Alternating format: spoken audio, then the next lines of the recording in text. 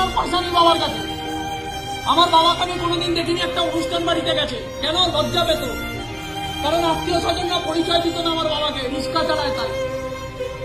আমার বাবার আত্মসম্মানে লাগতো, তাই আমার বাবা কোনোদিন অনুষ্ঠান বাড়িতে যায়নি। ভোরবেলা 5টার সময় উঠে মান্থলি টানতে যেত, একটা ফাটা লুঙ্গি পরে, একটা জামা সেটা ফেটে আছে ওই অবস্থায় যেত। তার ছেলে মজা করলে মানায়? তার ছেলে স্মার্ট ওয়ার্ক করবে না মানায়? তার ছেলে যদি বলে আমার সম্মানে লাগে মানায়? তার ছেলে যদি বলে স্বপ্ন দেখতে ভয় লাগে মানায়?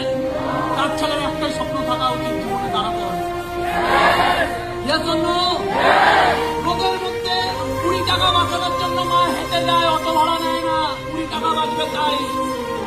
তার ছেলে গাড়ি কেনার যদি অভাব থাকে, গাড়ি কেনার ক্ষমতা থাকে, গাড়ি কেনার একটা ফোন থাকে, আরে আমাদেরকে কেউ 50,000 টাকার কার্ড দেবে না। স্মার্ট ভ্যালু আমাদেরকে জায়গা দিয়েছে যে